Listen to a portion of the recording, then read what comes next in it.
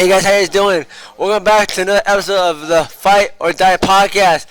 This is me, Nan Fan, your host, and my co-host, King the Spaceman Quash, and our guest, Jared Rollins. Yay, Jared Rollins, Jared. Guys, ladies and gentlemen, I want to say that me, myself, and brother Jared Rollins have gone back. We go back a very long time. We started jiu-jitsu together. Actually, we started jiu-jitsu on the very first day. The very first day I started jiu-jitsu, that's when I met Brother Jared Rollins at Faraday Camaro's in Orange. Hey, Brother Jared, can you introduce yourself, please, for people that don't know who you are? You just introduced me, man. But more stuff, more like, back detail. You said jiu-jitsu, or is it who you are? Yeah. Yeah. Well, me and this guy, we walked in the same day, and we just started training, man, and started competing, training. You trying to? Don't what? Don't go ahead. Yeah. So yeah, me and Nam, we go way back, and at one point our careers, when our careers started going we went in different directions. We both went in the direction of MMA, but the beginning part of our career was together extensively, competing and training at Franco de Camargo's in Orange. What is it now? Carlson Gracie? Yeah, Carlson Gracie. teaches there now. There's Troy Acker. Yeah, Troy Acker. But Troy Acker, when we started, he's a purple belt. I know, yeah. Now he's the man. He's the man, yeah. He's the man now. The owner and operator. He's the everything. But yeah, me and Nam go back from the beginning. What, 2000? 2000 when I started. I was in high school still. Yeah, this guy. I was just a kid in high school. I was in college. You were in high school. Yeah. Yeah, you were. Yeah. Yep. Chapman. Yeah. I was there when you graduated. That's right. Dang, dude. Franco, huh? Franco Gamai was there too. That's right. Was Tyler there when you graduated? Italian. Nah. I still talk to him, bro. All the time, yeah. I miss that guy. Yeah, he's doing good, man. He's a defense attorney. He's an attorney. Oh, he's always an attorney. Yeah. Was he an attorney when we met him? He was in law school. He's so funny. He was a mess trying to pass law school. At the time, I don't know if he's divorced now, but at the time, I met his wife at the time. Mm-hmm. It's so funny. They're still together. Oh, they're good. Yeah. It's so funny because right when he took me to his house, and his wife was there, and right off the bat, you just start arguing. It's just so funny. She makes fun of him. Still the same. He tries not. He tries not to get mad. It's so funny. I miss Natalia, man. Yeah. He's always a good guy. Oh, what up? Wait, yeah,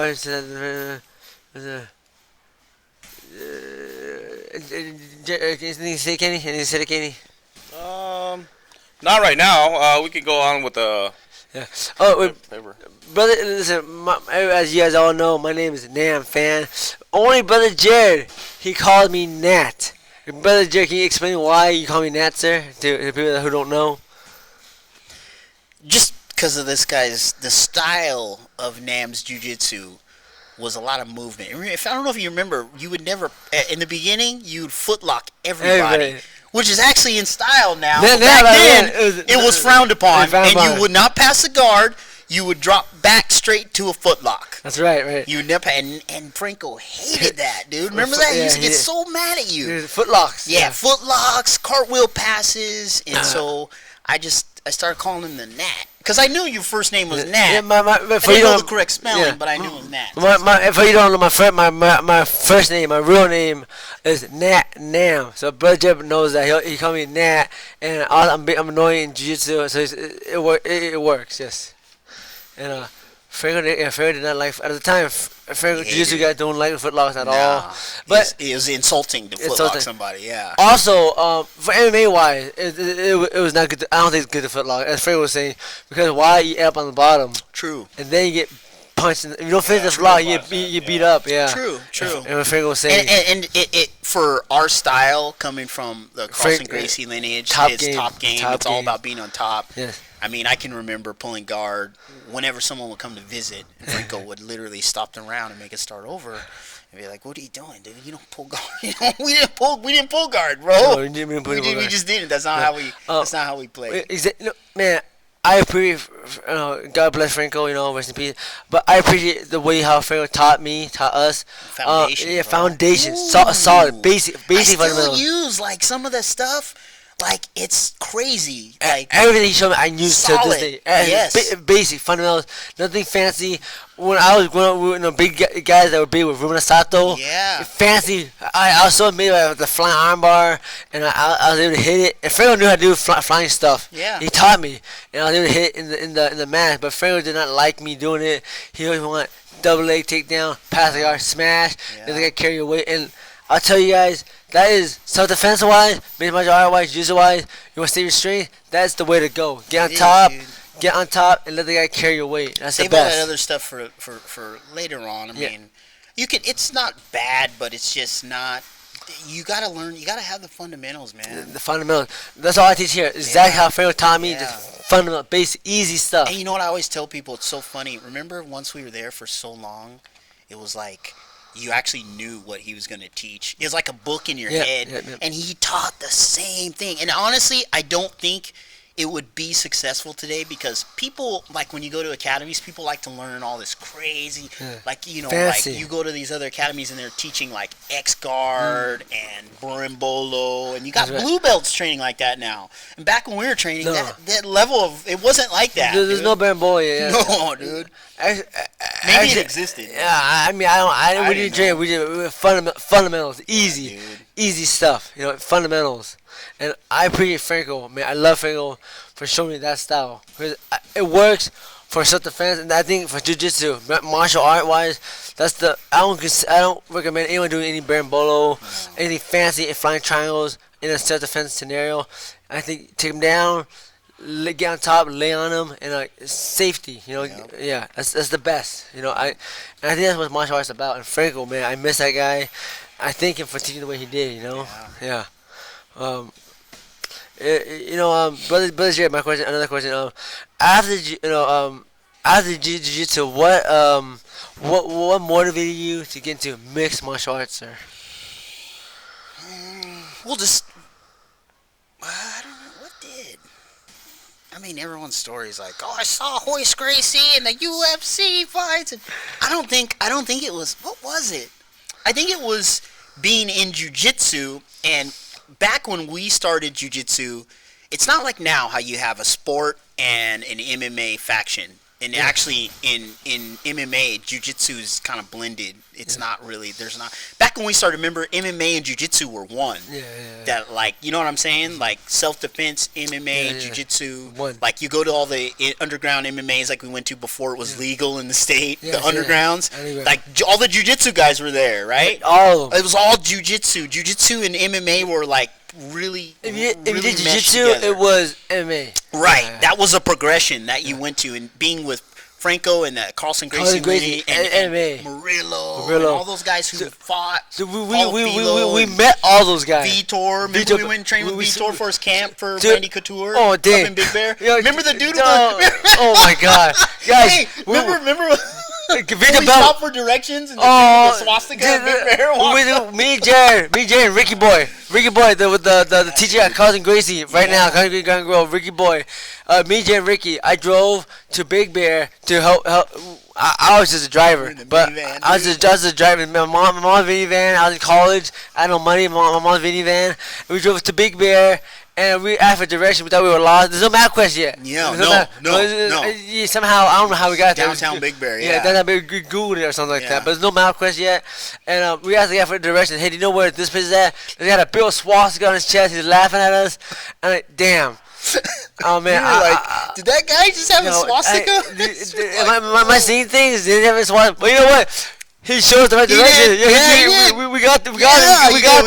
Yeah, I was scared, man. He didn't hate. No, he just said, it's over there. Yeah, we got there. We got to where we need to go. We got there. And like, man, we trained. It was Jared, Rollins, brother Jared, Ricky Boy. Yeah. Training for Vita Bell. Paul Herrera was there. Training with Vita Bell for Randy Couture. Yeah, it was a used car lot that had a garage with a cage in it. Remember that? It was cold.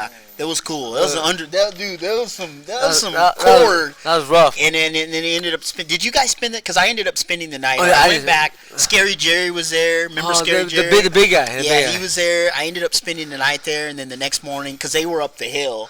They were up the hill. I remember I went out and ran at night, late at night. Dope. And then they came back the next morning, and I trained again. Oh, nice. And I think I drove the next time I went up there. I think I drove, but the one time I went with you guys, that was when we went up there and trained with him, and that was cool, man. That was cool. But that's the reason. I think it was because of Franco. My progression to MMA, it's like it was natural, dude. Like for us as jiu-jitsu guys, we were training, then we were competing. Remember, we started with the gi, then we went no gi, and then remember when he started having us train with punches? Yeah. Remember the washing the punches out? Oh, that's right. That's right. He trained us baby steps. That's right. And then we started open hand slapping. Oh man, that was bad. Does he Troy? Yeah. Was up there. Open hand slapping. Oh and man. Then we were doing tournaments all the time. All the and then time. It's just like, hey, let's do some. We started doing pancreas. Remember the pancreas matches in what was that, Wilmington or San Pedro? That's right, San Pedro. San Pedro on the dogs. One San Pedro. One-on-one fitness. That, oh my God. Oh man, that's San Pedro. So old school. Yeah. Do you find that? No. Back in the day. Bunch of old school guys like Carparisian fought there. Yeah. Carparisian. That's probably one of the bigger name guys. Carparisian started there. There's a bunch of guys. Yeah, but I remember a bunch of guys fought in that So it's like show. what is it now that the slapping one that they have now?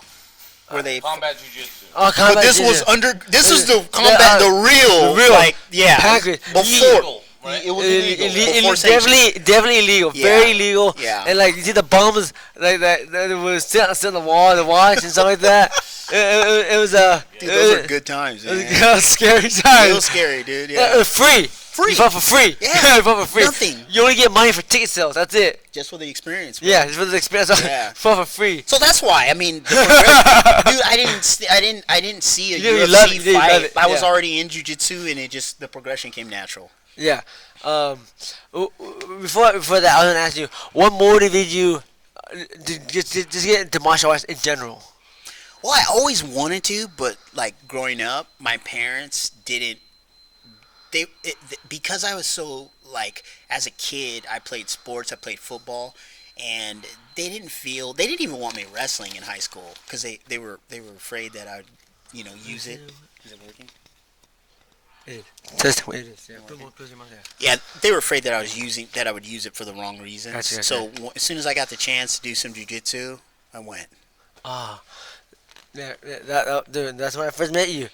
Back in 2000. I think I remember what month, but I remember 2000. All right. As a kid growing up, I know you always in sports, right? Mm-hmm. Correct sports. What sports did you play as a kid growing up? I played football. Mostly That's football. it. Yeah, football. Yeah. And then I wrestled my junior and senior. No, my junior year, because we had one of our football coaches was a wrestling coach, and so he told me to come out and wrestle in the off season. So I wrestled. So how old when you started playing football? Oh man, I don't know. I was a kid. Oh, a kid. Yeah. Like elementary school. Yeah. Oh, I dang. was a kid. Young. That's a lot. Yeah. So as a kid, growing up as a kid, teenager, high school, as an adult, did you get any fights as a kid, or maybe like bullying or anything? No street fights. Nah. I had one with this dude, a big guy it was in high school, but like I didn't get into a lot of fights. But yeah, I had the one that I can remember was a big dude. That it was this. He was trying to pick on me. He wanted me to pay for his glasses. What? We were playing around with freaking Skittles and nutrition, and we were throwing the Skittles at each other, and he wasn't involved, and he claimed that a Skittle hit his glasses and cracked his glasses, cracked the lens on his glasses. This is high school? Yeah, it was in high school. So he went after me and told me that I was going to pay for it. What? Yeah, and I refused. And everyone backed me. They're like, dude, do not pay for that. The Skittle did not break his glasses. What? So we ended up biting, like we set it up. We ended up biting like a few days later. And that's dope. Yeah, I Professional. held my own, and he it was so funny because it's like, oh, he was a bully, but he gassed out, and he and then he stopped the fight himself, you know, asking, hey man, what's your problem? You know, when they do that, hey man, what's your problem? And he started. And I was like, oh, I'm done. He's done. I'm good. That's the best. Yeah, that's funny. Oh man, that's hilarious. It was funny, dude. That's hilarious. And you know, when a big dude fights a little guy, it's a lose-lose. He was way bigger than me, dude. So if he didn't knock me out and I just held my own, I'm the winner. Yeah, you win. You win. It's a win. It's a win, dude. It's a win. So would you say, or is it me? What we were seniors? Or you maybe? I think I was a sophomore. He was a junior. I was a sophomore. So how big? How did you I was probably like one. I wasn't small. I mean, this dude was like 250. Jeez, dude, Rodney. Yeah, I remember. Rodney. 250. That's big. That's big. That's a lot. That's a lot. I'm not gonna say his last name. I remember his last name though. But yeah, he's big, dude. Yeah, he's big. That's big. Brother Jared. I say no, brother Jared. I'm not sure you know that, but you for me at least, you look like you're scary, very intimidating person. You're a big buff, big figure, you know. Also, yeah, you're scary. Always dude, humble, dude. No, but you bring it, dude. Come on, check it out. Also, you come from Long Beach, Long Beach, scary place, Long Beach hood, man. Very dangerous area. Okay. But people don't know why this. You have, a bachelor's degree at a very famous University of Chapman, man. Right. I don't agree, man. I got an associate from going to West College. It's just a piece of paper, man. It's hard. Yeah. That's a lot. I went to Cosmopolitan. Mm-hmm. Dude, it's too much reading.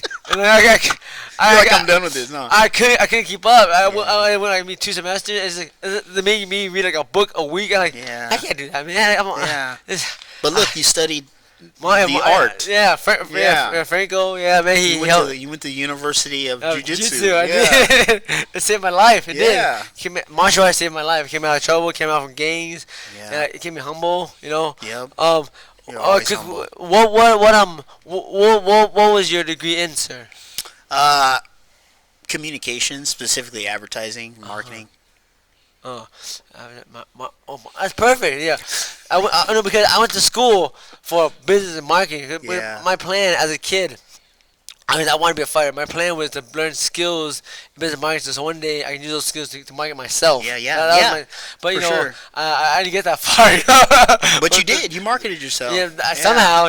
Thank God for evolution and the internet and stuff. And what people don't realize, like in the fight game, it's a sport.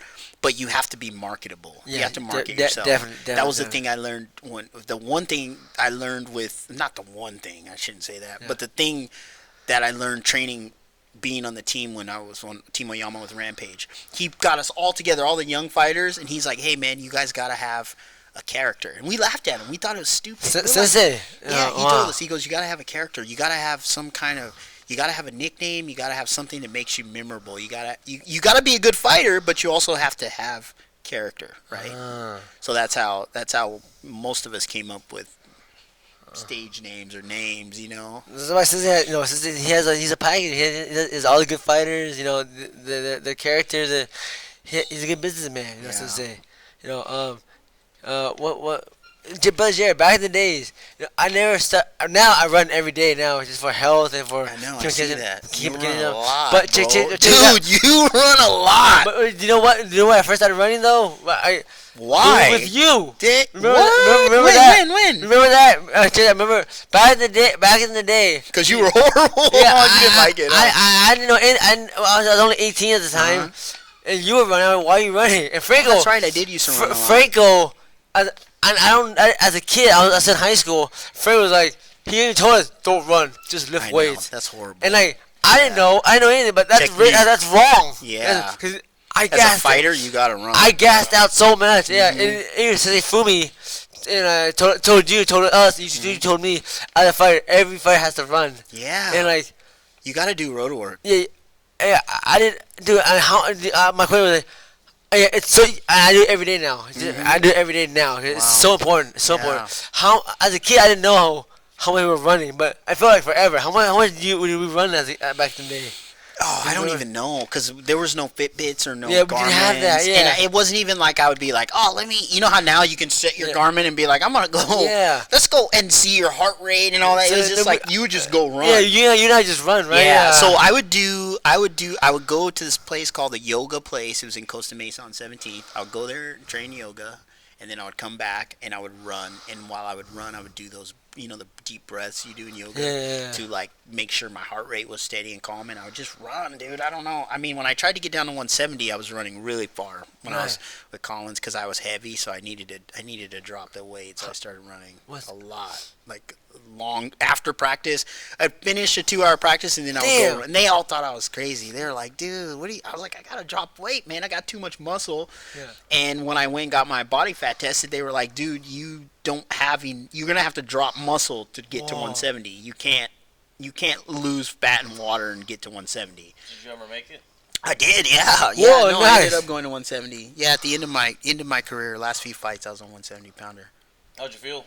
I felt great, dude. My last fight, the one on the show, War Machine, the finale, I weighed in at 168, and at that point, I remember telling myself, dude, I think I could go to 155. Oh, really? I was considering going to 55. Yeah, I was like, I think if I could just sit at 175, I was like, maybe I could cut down to 55. Damn, yeah, dope. Because I learned some pretty cool tricks on the show with Matt Hughes. Oh. And it was funny because I really didn't want to be on his team. Because Sarah, dude. Sarah, jiu-jitsu. We were jiu-jitsu guys. He was a man. So I was like, oh, I hope Matt picks me, and he didn't. I was bummed. I was bummed. He was the man. Dude, Matt, technically wise, as far as the jiu-jitsu ground stuff, obviously it wasn't he was impressed with my jiu-jitsu, right? But his wrestling, his ground and pound, and his conditioning and his weight cutting tactics, and it was very valuable. This stuff that I learned. Matt Serra? No, Matt Hughes. Matt Hughes, because he's a wrestler, D1 wrestler, High level. High level. What kind of weight cutting tactics can you share with us, or no? Yeah, no, it ain't no secret, dude. It's probably stuff that's old school now, man. It's probably. Do you want me to talk about that? Please. Yeah, it's probably old school. He basically would have us. His biggest thing was when you cut, if I can remember it, is to not expend energy. You know how most people cut? Yeah. They'll jump weight, they'll go run, they'll hit the bag. Yeah. His thing was no, dude. The biggest thing to cut is you're trying to wring out a washcloth. You're trying to it's all water, right? Yeah. So all you need to do is sweat. So it's almost like what your student's doing right there. How he's got his knees together. One of the things, it would be 3 different stations, and they were all just mini micro movements. Wow. And they would time it, and he had a Greco-Roman guy, I can't think his name was Mark Fury, I think it was Coach Fury, and so they would wrap us up, just like I'm sure you've done, put the plastics on and tape it off, and basically one of the things we do is we'd rock, and then we do something else, we do a micro movement of something else, but the biggest thing is they didn't want us expending energy, they want us just getting that water out. Not like hitting the that's crazy. No, nothing, yeah, because right, because the cut in itself is exhausting, right? Yeah. So why are you gonna do? And you got a fight coming up, so why are you gonna go hit the bag when all you're focusing on is getting that water out of your body? Yeah. So really, you want to do things that are gonna cause you sweat, like putting those plastics on and things like that. And it worked. And then when I came back with the team, we started talking about it, and a lot of guys started using it. We started using it. So you work out first, and then you sit. No, you wouldn't work out at all. What? You would just wrap up tight, right? Uh-huh. And you would do things to get your heart rate up to get you to sweat. What? And you're gonna sweat because you're in plastics, right? How long? No. How long? No. What? That's crazy. And they would time it, and he had it down to a science to how much water and weight you were gonna lose based on how many rounds you would do. So it was dude, the guys they were D1 wrestlers. They're wrestlers. They're masters at cutting. So how long did that process? I don't remember. I know this too. When I went to Japan, Rampage told me. I remember he said, and it actually helped me make the weight, because when I fought Cage Force, I fought who was it I fought, dude? Oh, what's that guy's name? Akira Kikuchi. Kikuchi's dope, yeah. He's dope. He's dope. Yeah. He's dope, yeah. So I cut 15 pounds in overnight, And, Damn, one night. But what I did is I put plastics on. Because Rampage, Rampage told me that the tubs in Japan are deep. You probably know this. They're very deep, right? Yeah, very deep, yeah. So he told me, short. So he said, hey, dude, you can fill a tub up with hot water and put plastics on and just sit in the tub, and the weight will come off. The water will come off. Yeah, that's what you want. So I put the plastics on and I sat in the tub. And I would time each round because I could only take so much because like your skin was boiling. It's hot. It's very hot. I would sit in the tub and then I would get out and I would I'd take off all my plastics and I'd lay on the hotel room floor butt naked. No, it's hot. It's and hot. steam would be coming off me and I would like relax and then I would step on the scale and shit was coming off like 3-4 pounds at a time. Yeah, and then I put it back on and then I remember when I got down to within like 5 pounds, you know when you get to that point when you're cutting weight, you start hallucinating, and you're just like, it's like you're just like smoking peyote or something, dude. You know what I'm saying? And I was just like, if it doesn't, you get to that last inch, and you're like, if it doesn't come off, I'm done. Yeah, you know, in your mind, you're like, I'm done, dude. You don't cut what you don't know. It's dangerous, bro. It's scary. Yeah. And so I got miserable. I think I got to like within 3 pounds, and then I knew, okay, if I sleep, you lose a pound or something like that in your sleep, and then the weigh-ins weren't until a few hours in the afternoon. So I slept it off, and then man, I was so sucked up. And that fight, it just killed me, dude. Because I cut too much weight. Too much. Yeah. How much did you cut? I cut a little over 15 pounds. One night? Yeah. Dude, that's crazy. Yeah. That's a lot. So the first round, I fought like a champ. And then the second round, I freaking crashed. He mounted me and freaking and that dude is good, man. You felt it. Oh, I was done, dude. For sure. Yeah, I was done. You're gone. I got on top. I tried to finish him, and then second round he came out, stacked me up against the cage, and I was surprised because one of the things we weren't expecting, or I wasn't expecting, and some of my teammates were saying is like, hey, this is in the cage, so this is to your advantage. Japanese fighters, they don't fight in the cage, so they may not be as strong with their cage work. So I was like, cool. So I don't really expect. Dude, he ran me like Matt Hughes on the cage, bro. Freaking took me down. And his game, he's listed as judo, but he's Japanese, so it's Japanese jiu-jitsu. And he was good, bro. He was good, and I didn't have enough to keep going. Yeah. Do you think if you would not, you think technically you weren't so drained, do you think you've done better as this guy? I would have done better. I don't know. As a fighter. At that point, he definitely. I mean, the guy had wars with freaking what's his name from Cesar Gracie? Oh man, Nate. No, not Nate. Nick. No, the vegan. Jake Shields. Shields. Oh, he would fight Shields. Kikuchi would fight Shields for the belt and for is either pancreas. No, I know Kikuchi. He's Shudo champion. Yeah, Shudo. That's right, Shudo. So he was a Shudo champion. Yeah. So I think he won. I'm not sure. I can't remember, but he was good, bro. He was probably one of the better opponents I had fought. But yeah, he was good. And jiu-jitsu and technique was pretty solid. Yeah, I think jiu-jitsu wise, I was probably equal, maybe a little below, but as a fighter and experience is everything, dude. It's giant. Dude. Yeah, it's not talent, it's experience, dude. It is. Yeah. It doesn't matter how good you are. If I had like 55, it is. Oh yeah. I'm gonna kill you. Yeah. If you're better than me, yeah. I got Even if you're like world champion black belt in sport jiu-jitsu, but 0 fights, and you got a guy who's got like minimal, like he's probably like a purple belt, but he's got 50 fights. You're gonna smash you. You're gonna smash you, dude. He's no bad. Because he's gonna combine the combos, the takedowns. He's gonna know when to go and not go, how to gas you out, all that. Nerves, that's what I love about MMA. Like MMA is so jiu-jitsu I love jiu-jitsu too, but MMA is just the pinnacle of freaking martial arts, dude. If your jiu-jitsu is dope, you take it anywhere. Like Murillo Bustamante, look at you. These cement guys in the fight. Yeah. That's true jiu-jitsu. Yeah, dude. The fight. Exactly. That's punching you. That's for real. That's real. Conor crazy guys like Murillo, Vitor Belfort. Yeah. All we train with those guys, man. That's crazy. You did. They're big. That's small. Vitor's big, dude. He's real big. But he's not as big now. He's smaller then. When he was, huh? Yeah. He was. Now he's super juiced up. People don't know this. Jared, back in the day, we were blue belts. Yep. He took me to a school to train. I went to the school, but in Long Beach. I thought we were just gonna go train. But when we got there, I felt like man, I think in my brain, I was like, dang, I think when Dojo stole me at school. Wait, what school? There's only one. There's a school in Long Beach. He just came from Brazil. He opened up a school. Was it? You were a blue belt. He was a black belt. And I remember. Was it Marcelo Perdomo? Oh, you don't want me to say no, you can say whatever you want. You can say whatever you want. But yeah, I don't want to comment. But you can say whatever you want. But I remember. Yeah, it is. Yeah, I remember. The whole time we were there, his teaching class, and you only want to roll with him. And I can see as a black belt, he's a we're blue belt, but he's a regular sized guy.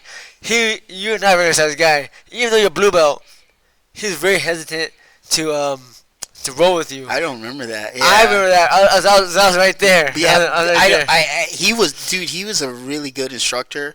And at one point, I remember, like, but he wasn't, he's BTT now. He wasn't BTT then. No, it was Marcelo Perdomo. Yeah, Marcelo Perdomo, and he had a school in Long Beach. He trained at he had schools in several places. Now where he's at, he's he's like established and everything. Yeah. But yeah, I just remember, remember rolling with him, but I don't remember, remember that stuff. Yeah. That's your account, bro. That's how I felt. Was I saw it. But did you go this that one time? I only went that one time. I went one time. And I felt like, man, you were right neck and he's a black. I was very amazed. You were neck and neck with him, you know. Yeah. And that was old school. That was a long time ago. And we were just blue belts, and you were hanging, you know. Yeah. That was dope. I was like, yeah, Jared, get him, smash, Franco Mago, Jared, smash. Franco. He said, what did he say? Was it for MMA? You know, what was it? Bro, we fight jiu-jitsu. Oh, I remember. By the way, I was a blue belt. Yeah. And Frank goes, damn, I got you a fight. Oh, yes, nice. Right, I get too. There's this jiu-jitsu black belt, world champion, 10 fights, submitted everybody. Oh, what the freak? Who was that? Yeah, to check this out, yeah. It was, what? You want me to fight him? Was this when I was there? You were there. Mm-hmm. Yeah, you fought the same card, actually. Check out the story. So, wait, you want me to fight a black belt with 10 fights, submitted everybody?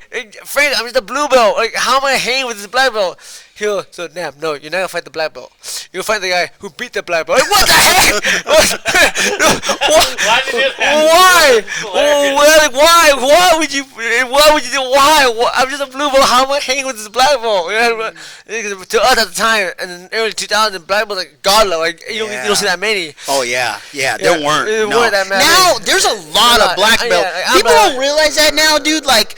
Even a purple belt was, excuse my French, but you were the shit if you were a purple belt. If you walked in, you were like, oh, dude. I was intimidated. If you were purple, I was intimidated. Yeah, now it's like, dude, a purple is a dime a dozen. Brown, black. It's not a big deal. But back then, 2000, early 90s, like, dude, it's non-existent. There's levels now, I think, to black belt. You know, you got the top echelon, then you got the, there's levels. Whereas back then, it was like, if you were black, you were the man. You know what Franco told me?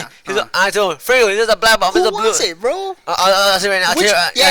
He goes, bro, you remember this? Bro, just base and punch. Base out and punch him in the face, dude. It was all we trained. He never took me down. I base and punch. That's all he did.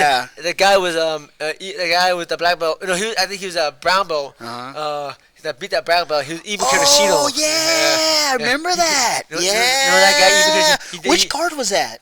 You know, underground, it was the Bobby Gamboa. Pit fighting championships. Bobby Gamboa, that was a Timo Yama event. Timo Yama event, Bobby Gamboa Pit Fighting Series. That's right, dude. And it worked. It did. We base and punch. Don't grapple. Just freaking base out and punch. It worked, yeah. See that one time after that, I did what we practiced, sprawl and brawl. It kicked and takedown. It worked, yeah. It's a different jiu-jitsu is so much different. Like in it's not a lot different, but it's like you're saying with the experience. If you have more experience, and if you have more experience, you can tailor your game to beat whoever you're fighting. Where someone doesn't have that experience, that if they don't understand how it works, then it's not gonna work for them.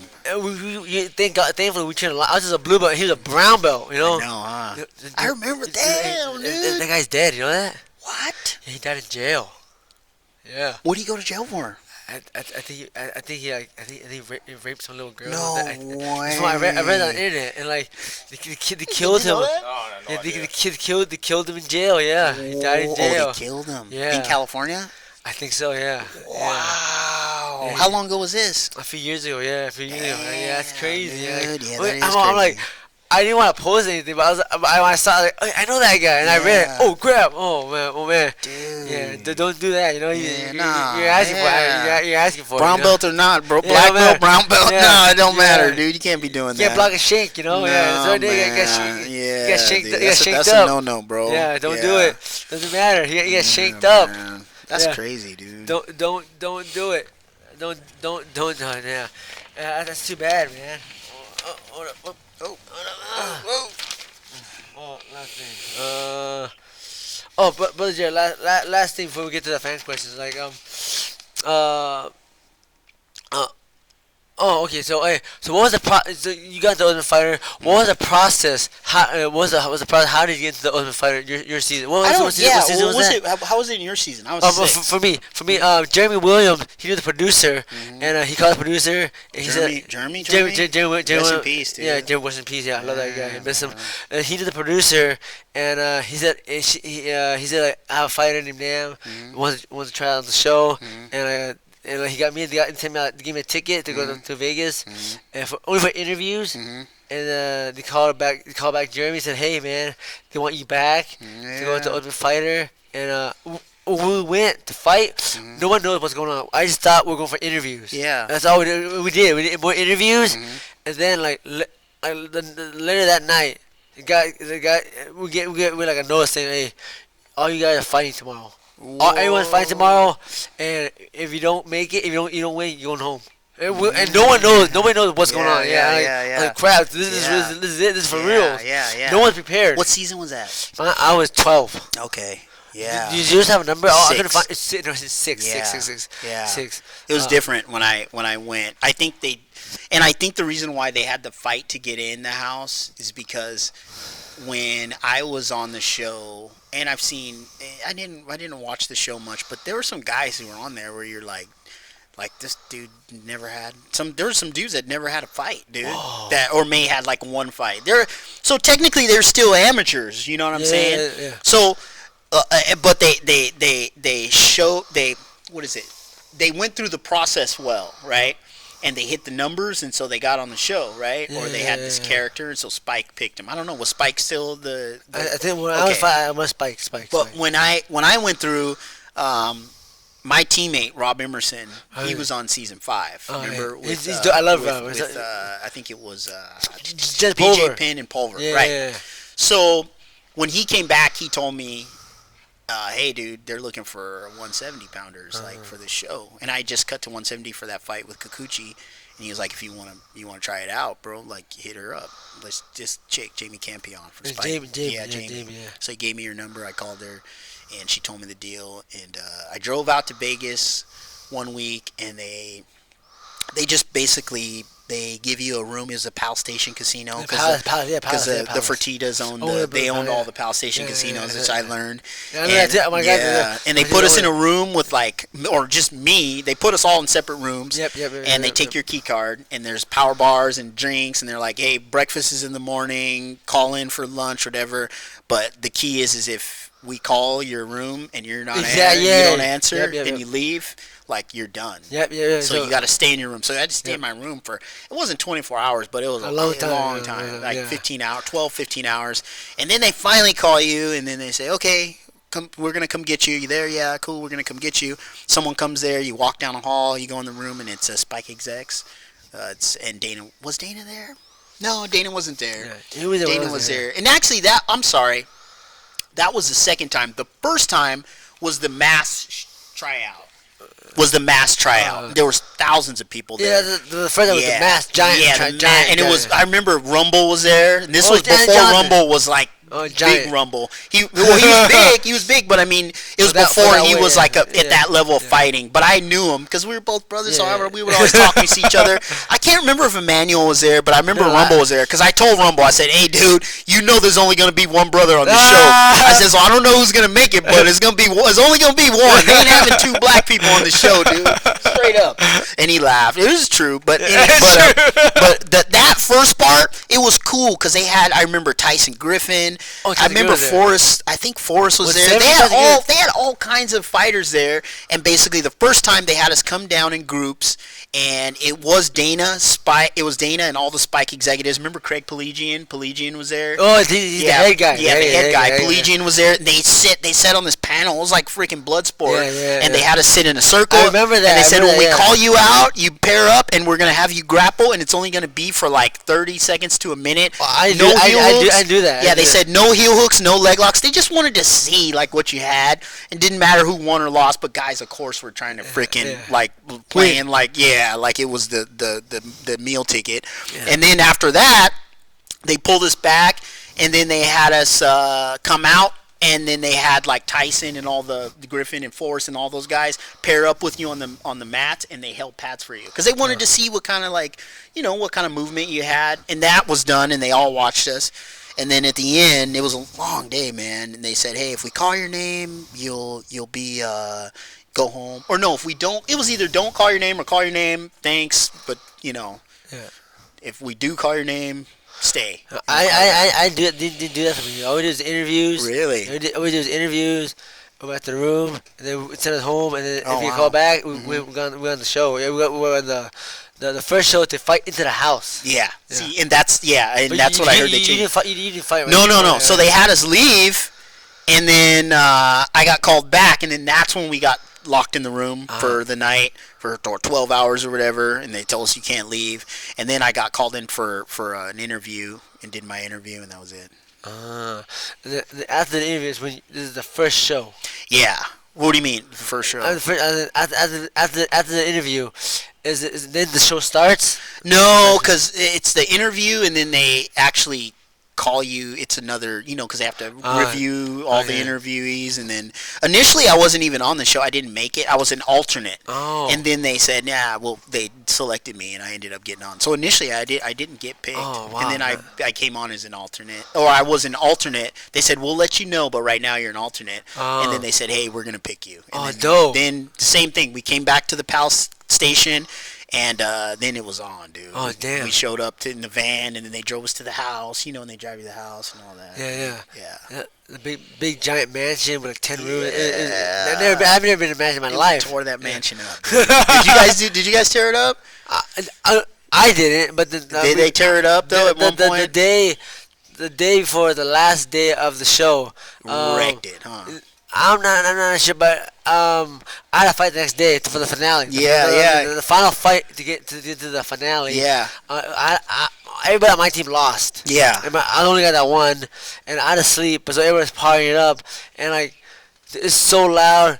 At my season, a guy, I don't know what they're doing. They're playing like rock paper scissors or something, and one guy broke some guy's jaw.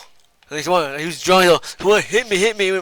Boom. Was he already off the show anyways? Yeah. He'd already lost? Both the guys lost it. And they didn't send you home. They just kept you there. They just kept you. Yeah, that's how it was. It's good TV, Oh, man. Yeah, good TV. But the older season, I think they sent you home. Yeah. But then there's no one in that. There's no one, you don't have anyone to train with. Yeah. Train with, and it's not good TV. Yeah, no. Yeah, not good TV. So, yeah. Now, real quick. On the Ultimate Fighter, this is from what I learned. Sometimes they like to edit things the way how they want things to see, right? Make good television.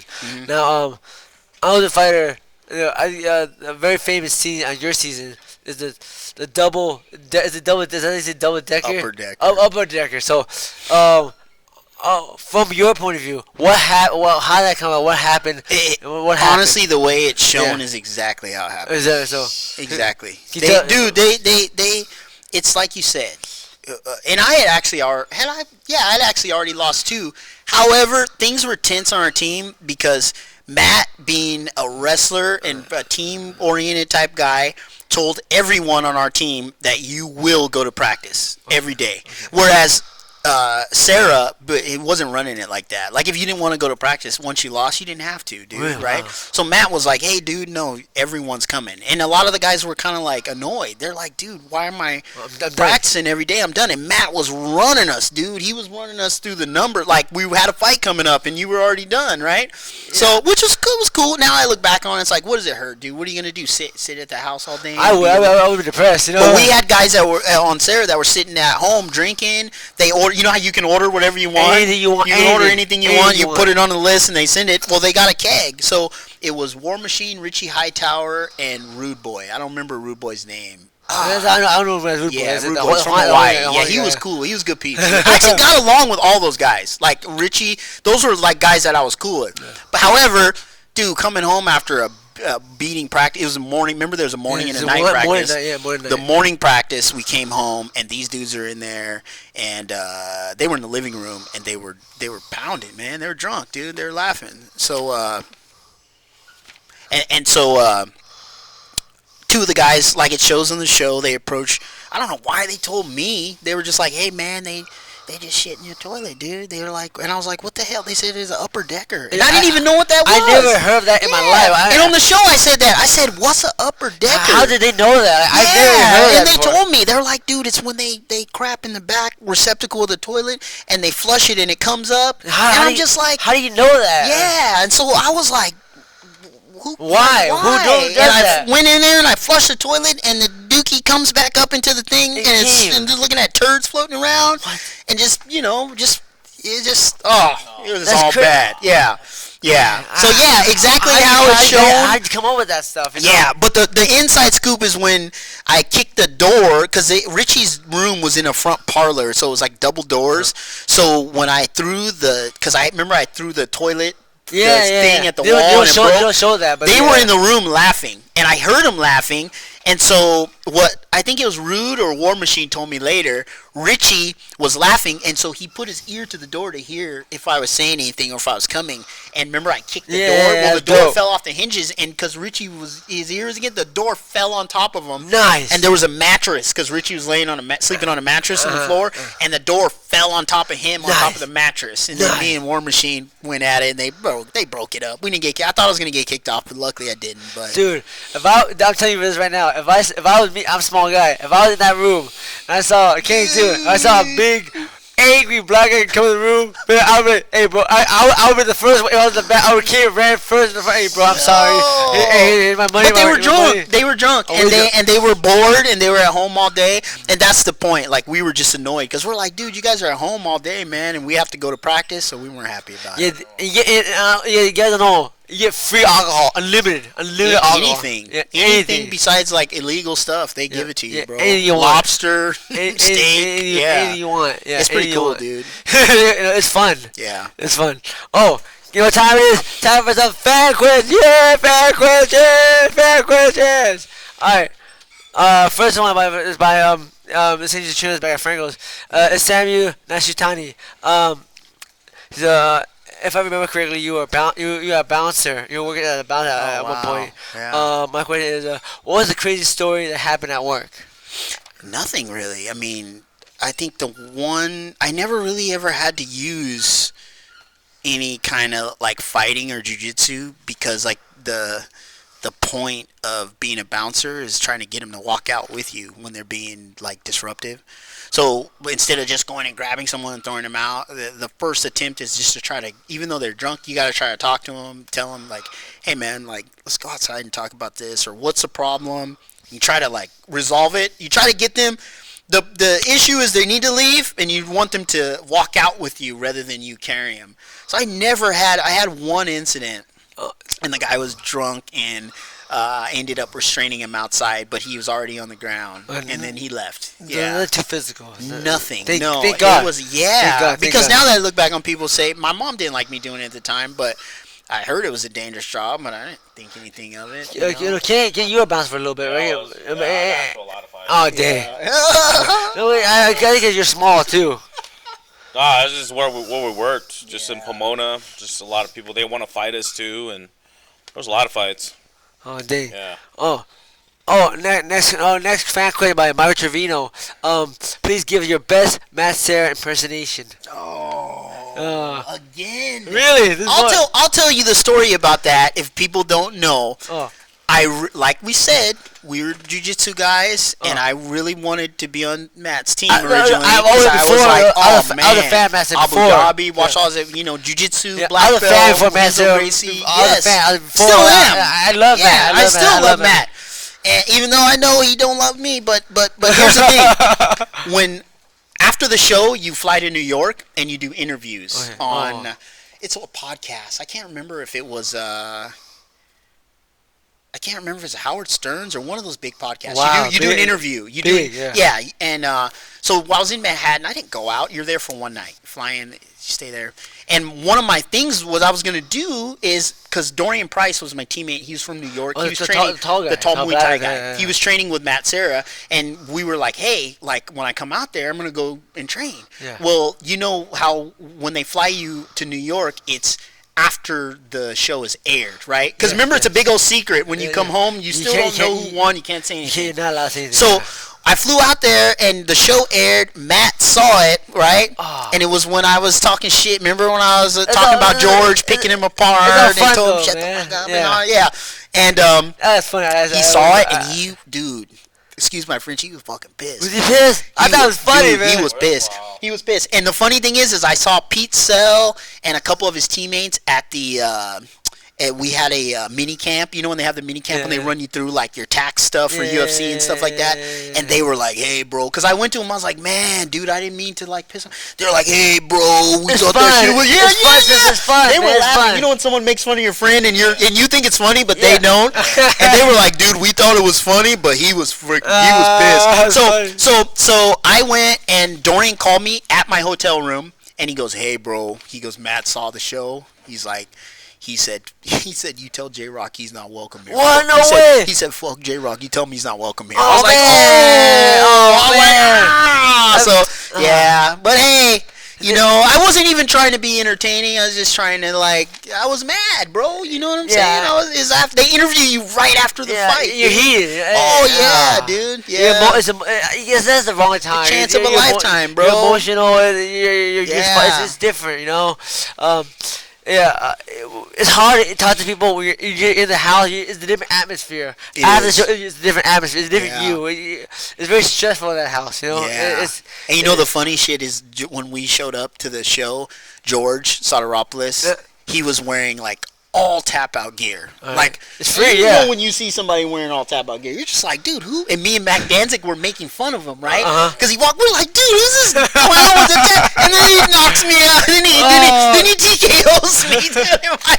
Was this before the show? Yeah, this is when you get there and you meet in the van. Oh yeah. And so we saw George. George got out the van to go to the bathroom or something, and we're like, dude, who's this? Because we're from California. Yeah. He's from Australia. So he's just and he's wearing he looked like a tap out billboard. It's free too. It's free. And we're like, dude, who is this clown wearing we were just wearing regular clothes. I'm not wearing nothing. Yeah. So we were making fun of him, and it's funny, dude. Yeah, it's good times, bro. Yeah, he's good. I like George. He's a good guy too. He's a good dude, man. He's good. Oh, next question. Fan question by Kenny knows this guy. Kenny's fan. Lamb Tran Fam.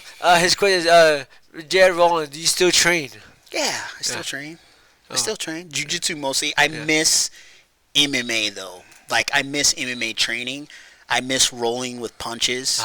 It's something that I like. I almost want to go back to my team gym and ask, hey, can I just jump in and practice and train every now and then? Because I do. Training with punches is fun, and getting hit on the ground and moving, it's fun. And I just roll. It's realistic. Yeah, and I don't roll that much, obviously, because I have a wife and kids and job. But it's something that I enjoy. That's Franco de Camargo. Oh, those are the days. Franco taught jiu-jitsu for real life. Yeah.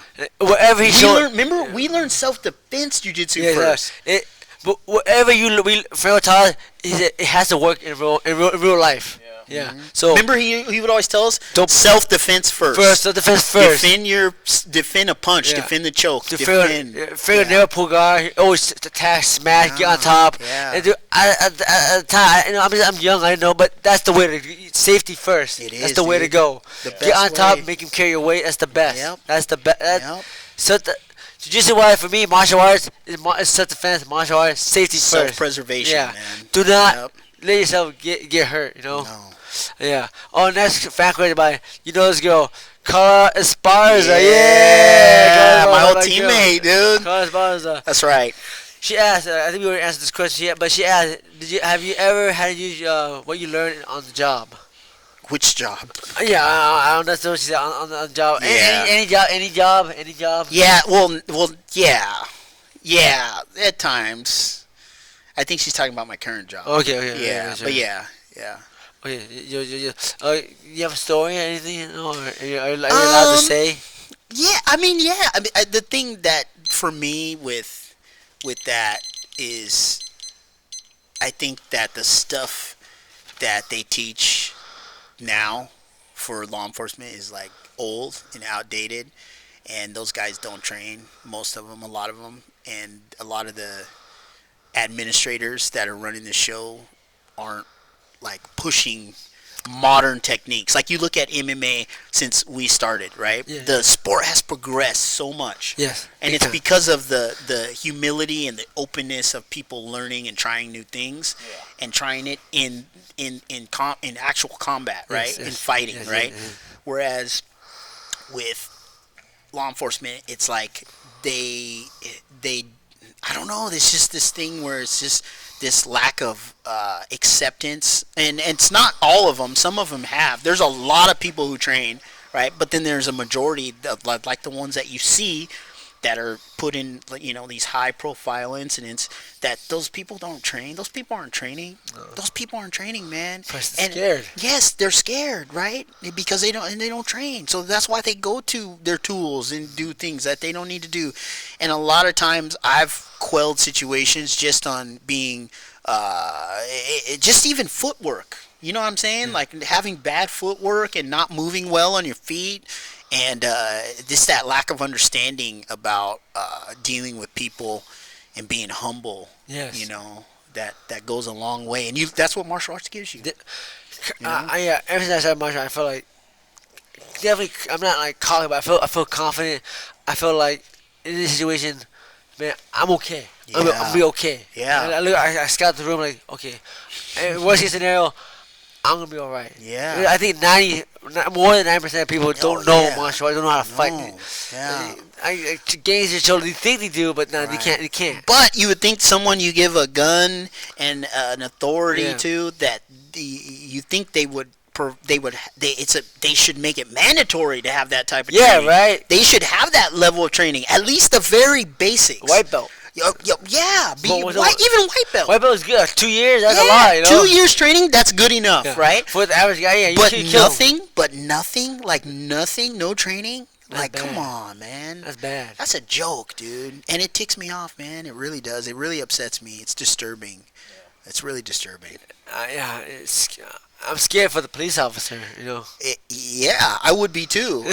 For me, it's uncomfortable fighting someone with all these weapons on, those weapons on me. Right? You feel heavy? It's just the mobility and stuff, but I think it's just not practical. But to them, I think what you don't know, you don't know. So it's kind of like this false sense of security, but it's also an ignorance that, dude, you don't even know what you're getting into. You know what I'm saying? Like, you don't know. Like, you're on the ground with someone. Like, dude, if you don't have any grappling skills and they mount you, you're done, bro. You're done. It's scary. Yeah. Like, you mount. It's like when someone first comes to train and you mount them. Yep. Imagine if you're fighting them you're a suspect, and they have a gun and everything. Once you mount them, bro, like what? It's over. Yeah, they don't get that though, So, yeah, it's sad. Yeah. Yeah, training is jiu-jitsu over boxing or jiu-jitsu. I think that's the way to go for is. self-defense. Oh yeah. You know, a lot of I think that's it should be the mandatory. worst case scenario. I think Yeah. is jiu-jitsu. Next fan question by CB Forever 7. What do you have? What do you think of War Machine going to jail for assaulting his girlfriend and the man involved in the situation at the time? Do you think War Machine should have handled it differently? What are your thoughts? Of course. I love John though, but that's his real name. What I knew him by before he changed his name. But yeah, of course. Come on, man. You look back on everything could be handled better. But I think it's a sad situation that he got caught up in. It's really sad that he chose to go that route when it didn't have to go that way. But I hope things work out for him. I know he's still fighting it. So is he in prison right now? Is he in jail right now? Yeah, he's in jail right now. Yeah, damn. But I think he's still trying to like appeal it and stuff. He's still trying to beat it. But yeah, that's a bad situation. Man, I always tell myself, man, I pretty much I never ever in that situation because I told you if I'm ever in that situation, get out of there, get out of there. Walk away. Yeah, yeah, right. You got like just be like, hey, I'm done. I'm out of here. Like you walk in on your girl and she's getting plugged by some other dude. I'm like, all right, cool, I'm done. You got because if you stay one more second, you're gonna kill that guy. You're right, gonna kill that guy. And then you're gonna be in a bad situation. You're gonna lose everything you worked for. Everything. You know what I'm saying? And especially your freedom, dude. Yeah. Right. Guys, if you ever in a situation. It's guys, not girls. If you're ever in a situation where you have to, you walk in and you check, go do it with some other dude, get out of there. Dude, don't wait one more second. Do not go for it. Go, just get out. Don't. Dude, because you know what? You're gonna kill somebody. Don't try to deal with it. You're gonna kill. Don't try to deal with it. You're gonna kill somebody. You are gonna kill somebody or beat them up really bad. You know what? You lose. You're going to prison. You're not going to jail. You're going to prison. Yeah, it's not good. Even under 18, you go to jail for a long time. Then you go to prison. You can be in trouble. Yeah. Yeah. Dude, this chick ain't worth it, man. You don't want that kind of girl, man. There's many more. Yeah, there's tons. Yeah. You know. Yeah. It's not worth your life. Yeah, for your life, for life, it's not worth it, man. No, if you're ever listening, just turn around and get out of there, drive off, man. If you're a little kid, just run home. Just go away. Yeah. It ain't worth it. Next fan question by Danny Lioto. What do you do now as a career, and do you have any crazy stories from Tough that didn't air? Yeah, the craziest was from Tough. Or I'm a cop now. I think we covered that already. Yeah, but the craziest Tough, not the craziest, but the things that didn't air were things that, like when we first got on the show, how they didn't want us to. Say we're on the show, the three of us here, and they had these. Did you guys have the necklaces, the microphone necklaces? We did, the octagon necklaces. Yeah. So they can hear you. They're in the back room. They're listening to you, and we'd be in a room like with the lights, whatever, like not dimmed, but not all the lights on in a room, and we'd be talking. And as soon as you start talking shit about another fighter, they come in, right? They come in with the camera and the boom, the big old mic. Right when we talk, boom, and they boom, and lights come on. They hear you. And so in the beginning, for the first few weeks, when they would come in, we'd just be like, dude, what the F, man? Dude. And we'd stop talking. Yeah. And they had to get us together and say, hey, listen, dude, you guys are ruining the show. And you guys, they were like, you guys got to relax. And when we come in, you got to act. So that was the thing. I learned a lot on that show, not just about fighting, but also how to deal with the camera, interviews, how to not react to certain things, and you're groomed. That show is kind of grooming you on all phases of that entertainment and that sport. Yeah. So that was one of the things that was really big is getting used to the camera, I think, and filming you in all the worst and best times. Yeah, you know what I mean? You can't choose. You can't choose. You don't pick, dude. Nope. No. Yeah, the camera was I never filmed like that ever in my life before I got on the show, so it's definitely, I guess, culture shock, I guess. It was definitely awkward. Yeah, it was awkward. It was tough. Last question by Rudy Justo. This kid just trained way back in the day. I'm not sure you remember, but he right now coaches the wrestling coach at, I think, Santa High School. Nice. What's up, Big Rudy? He's dope. He asked, what were some of your favorite cartoons as a kid growing up? Who's your favorite Ninja Turtle? What? And Van Damme or Schwarzenegger? Van Damme or Schwarzenegger. Oh, I'm gonna go Van Damme on that for sure, dude. Schwarzenegger, martial artist. He's a bodybuilder. I'm not a bodybuilder, dude. I gotta go Van Damme, dude, all day. Favorite cartoon or favorite Ninja Turtle? Yes. I don't know, but I'm gonna say Donatello because when Rampage was my teammate on Team Oyama, I don't know why he said, "Man, J-Roc, you look like a damn Ninja Turtle." Oh, he called me Donatello all the time. Well, he actually wanted that to be my name, my nickname, instead of J-Roc. He's like, "Oh, you need to call yourself Donatello." He's a smart one. He's a smart one. Yeah. He's like, "You need to come out as Donatello." So yeah, Donatello, and then cartoon wise, I used to like Transor. Transor Z was my jam, and like the Transformers. Transformers. Like that. That was the way to go. That was my thing, dude. Transformers was a great show. Well, brother Jared Rollins, that's it. You have a cool email. I want you to tell the story of we've got back from Brazil. The car incident. Oh, so guys, man. so the very first time myself and brother Jared 2002. 2002. That's when I graduated high school. Yeah, the very first time we went to Brazil to compete in the Mundials. For the Mundial, yeah. Back then, now Mundial's in America. Back then, you only to compete in the Mundial, you have to go to Brazil. No IBJJF. No IBJJF. You have to go to Brazil. You must go to Brazil. You want to compete. Mundial guys from Japan, everywhere, Australia. Elvis Senasai, which I saw Elvis Senasai there. Yeah. That's right, dude. And he's dope. He lost. He placed, but and he's dope. Yeah. So check it out. In Brazil, they have a rotisserie chicken. I bought a rotisserie chicken. No. You bought the croissant egg sandwich. Remember that? Over easy egg. Oh yeah, sandwich. Those were dope. And you put it in your bag. I saved it for later. You know why? But my mom, because my mom is Vietnamese. Vietnam's a very poor country, and my mom's like, dude, never waste food. So you never let me waste food. If anything, so save it for later. And from Brazil, it's 12-hour flight. 12-hour flight. Yeah. So save it for a raw egg sandwich. Oh, you tell. So I got an egg sandwich. So brother, will take it over. So this guy, and I think I told you when you bought it, like, dude, you're crazy. Like, why are you putting this sandwich in your bag? Like, what are you doing, man? Like, you gotta either eat it or throw it away, man. And he's like, no, I'm gonna save it for later, this and that, so whatever. I'm just a kid, I don't know. Yeah, and I think you told me the next day, right? Or So he tells me, like, yeah, man, like, we're at the academy, and he's like, yeah. He's like, you know that sandwich? He's like, I ate it when we got back stateside, when we got to the airport. He's like, so I'm driving home. He's like, I was on the 22. He's like, I started feeling sick. And remember, you had that little hatchback Civic? Yes, Honda Civic, 1992, Honda Civic hatchback, blue. So he's like, I started feeling sick. He's like, I was on the freeway.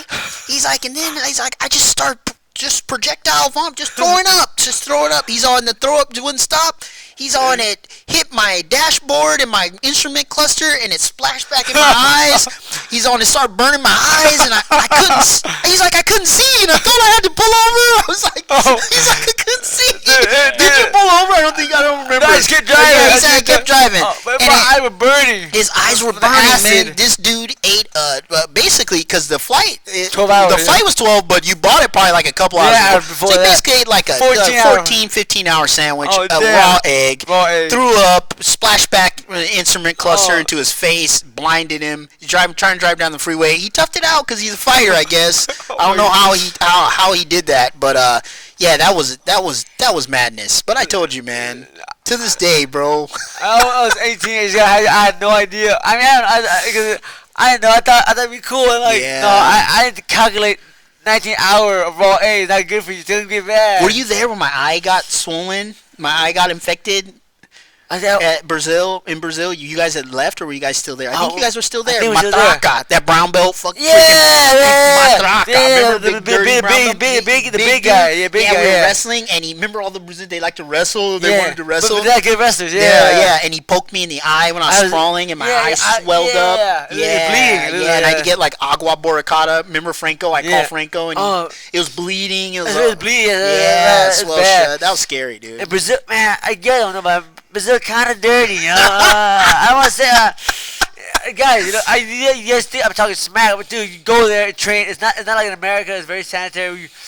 It's not the same. I haven't been there in years. Yeah, I've been since 2002. Yeah. It's not the same. And Dave lived there. He actually went back. He got married, has a kid. Since Dave Hudson. Yeah. He lived there. De La Hiva black belt. De La Hiva black belt. He's dope, man. He's dope. Yeah. Yeah. Those are good times. No, was you, me, or were you, Dave? For who? We trained. I think it was the second time. No, At De La Hiva? no, I think me and Dave trained at the original Carlton Gracie Well, school. no, we went there. Remember? Yeah. And we got yelled at because Dave had a BTT shirt on. Remember we went there to talk to Saporito about geese, and Carlson Gracie Jr. was there. And remember, he came out and he goes, "Hey," he's pointed at Dave's shirt and he goes, "You guys BTT?" And we're like, "No." He's like, "Do you like those guys?" We're like, "No." He's like, "Good, because we don't like them." Remember that? Oh yeah. And we were like, "Oh, dude, yeah." We almost got jumped, bro. But Saporito was cool. He was like, "Hey, BTT's like our kids that left." He's like, "It's all right, dude." He saved us. He kept us from getting our ass whooped. We don't support. David's the only guy that speaks Portuguese. But at the time he was Spanish. Yeah. He saved our butt. Just translate for us. Dude. But dude, BTT, if you don't know, now like American top team, but now back to the Brazilian top team. It's still BTT. Really back there? Yeah. All Maruba Bustamante, Morris Perry, who's it? Vita Belfort, all the OG guys. Marcus Damata, Pampina. Remember Pampina? But he went to ATT. Yeah. Carlos Paeto was there. Bebel was there. Bebel was in Florida now. Carlos, remember the one that always wanted us to pay? Carlos Blanco. The big one. Carlos, he's black. Yeah. Carlos white. He's the one that always wanted us to pay, remember? Yeah. I remember him. Yeah, he's big. Little shady, you know. Pega. Yeah. Dang it, man.